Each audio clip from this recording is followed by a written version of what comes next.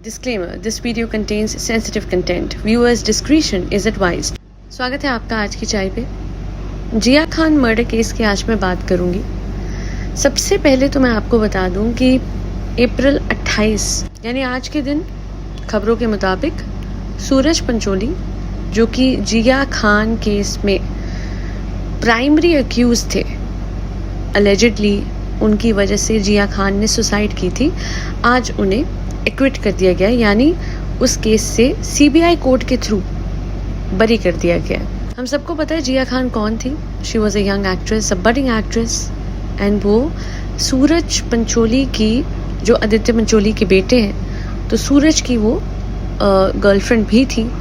वो शादी करना चाहती थी और जो 6 पन्नों का एक सुसाइड लेटर जिया खान के घर से बरामद हुआ था, उसके मुताबिक उन्होंने सुसाइड इसलिए करी बिकॉज उन्होंने लिखा था कि the pain, the rape, the murder that she is been through, she did not deserve it. और इसलिए वो अपने 10 साल पुराने करियर को, अपनी लाइफ को अलविदा कह रही हैं, क्योंकि उनके साथ बहुत बुरा किया सूरज ने। ये लिखा था जिया खान ने अपने सुसाइड लेटर में। खबरों के मुताबिक जिया खान जिस टाइम पे उन्होंने सुसाइड करी, जो कि कहा जाता है कि सुसाइड करी, हालांकि मैं अभी आपको बताऊंगी कि उनकी माँ का क्या कहना है इस बारे में।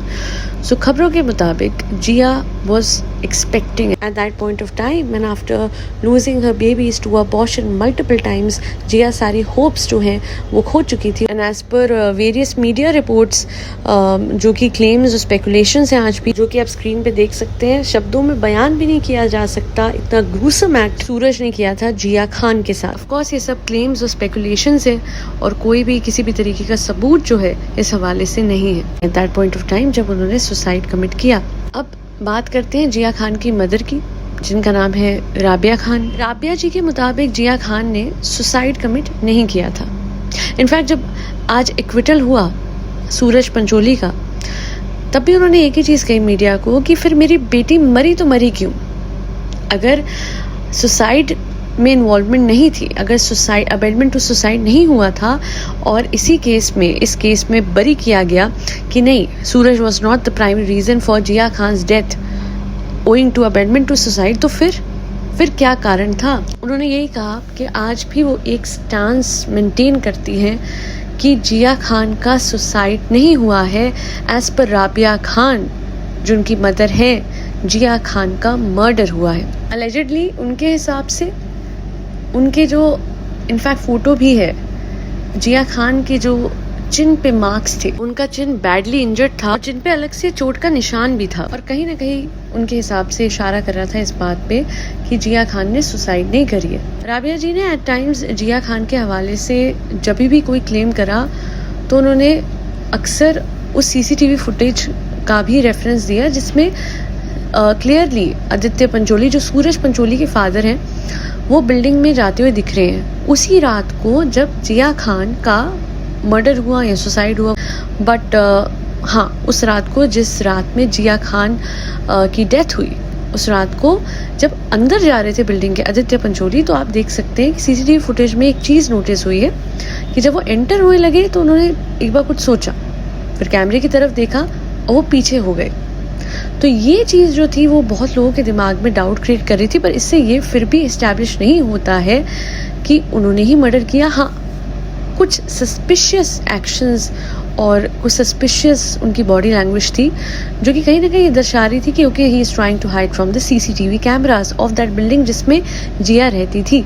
कई लोगों ने ये शक भी जताया कि इतना करीबी होने के बावजूद, यानी जिया का बॉयफ्रेंड होने के बावजूद, जिया की डेथ पे सूरज उस बिल्डिंग में नहीं आए, जिया को देखने नहीं आए। अच्छा, मैं आपको एक बात और बता दूं कि ये जो सारे क्लेम्स राबिया जी ने करे, जिया की मदर ने, इसके खिलाफ सूरज पंचोली ने 100 करोड़ का डेफेमेशन केस किया।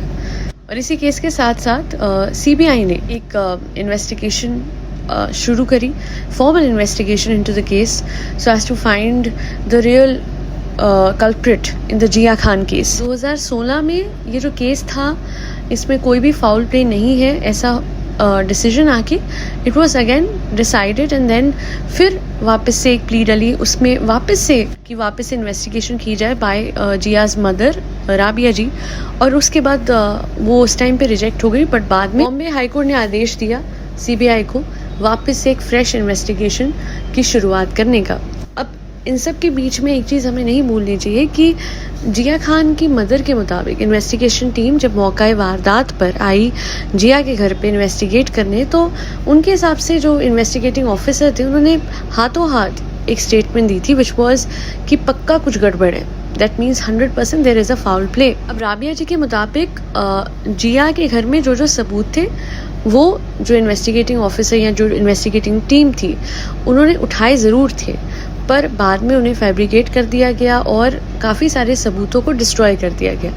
उन्होंने एक लेटर भी लिखा था पीएम मोदी को, जिसमें उन्होंने लिखा था कि सीबीआई ऑफिशियल्स ने जानबूझकर सारे सबूत जो हैं वो सिरे से मिटा दिए, और ये भी कि जिया खान की हत्या करने के बाद उन्हें हैंग कर दिया गया, ये दिखाने के लिए कि वो एक सुसाइड था। आज भी जब किसी मीडिया इंटरव्यू में राबिया जी होती हैं तो वो अक्सर वही पुरानी फ़ोटोज़ जो हैं जिया खान के मौत के बाद जो ली गई थी वो सबको दिखाते हुए कहती हैं कि बहुत बड़े बड़े मार्क्स जो कि ज़ाहिर तौर से देखे जा सकते हैं उन फ़ोटोज़ में, जो कि नेक पे हैं, लिप्स पे हैं, मुंह पे ब्रूजेस हैं। तो उनके मुताबिक कि अगर कोई सुसाइड करेगा तो ये सब कैसे उसके ऊपर आएगा, ये सारे निशान कहाँ से आएंगे।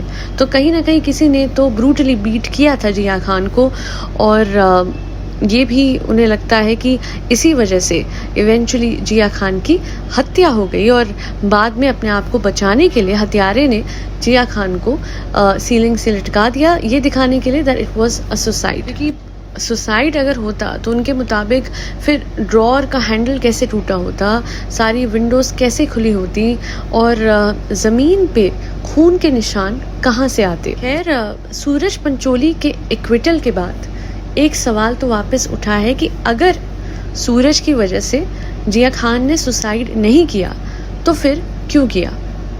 एक माँ है जो सवाल पूछ रही है, और जुडिशियल सिस्टम है जो इस सवाल का जवाब एक फेयर इन्वेस्टिगेशन के थ्रू निकाल सकता है।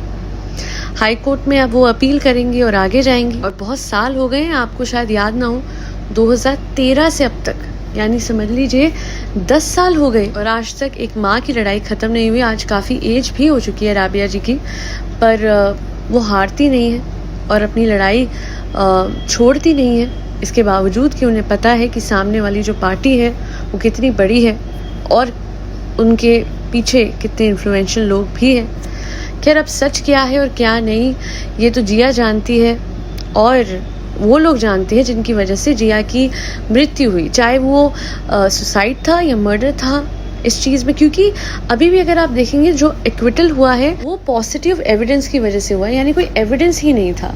अगर ये एक सुसाइड भी था तो किसी की वजह से उन्होंने किया, किसने उन पे इतना प्रेशर डाला कि वो उन सुसाइड करने पे मजबूर हो गई। क्योंकि कोई भी इंसान सुसाइड जैसे बड़े कदम तक तभी पहुंचता है जब उसको बहुत ही ज़्यादा मेंटली टॉर्चर कर दिया जाता है, और अगर ये सुसाइड नहीं भी था और जिया खान की मदर के हिसाब से अलेजिडली जिया खान का मर्डर हुआ था, तो फिर वो सारे सबूत कहाँ गए, किसने मिटाए, क्यों मिटाए, ये सारे सवाल ज्यों के त्यों हैं। बस इन सब चीज़ों से एंड में एक ही चीज़ समझ आती है कि हमारे लीगल सिस्टम में किसी को जस्टिस दिलाने में बहुत वक्त लग जाता है कभी कभी, और ये तो खैर हमारी ऑनरेबल जुडिशरी ने भी कहा है कि justice delayed is justice denied, और इसलिए हमेशा एक स्पीडी ट्रायल सबको मिलना चाहिए, और जिसके साथ भी नाइंसाफ़ी की गई है उसे इंसाफ मिले। खैर, ये था जिया खान केस। आई होप जिया की आत्मा को शांति मिले और जल्द से जल्द उनकी मदर को जस्टिस।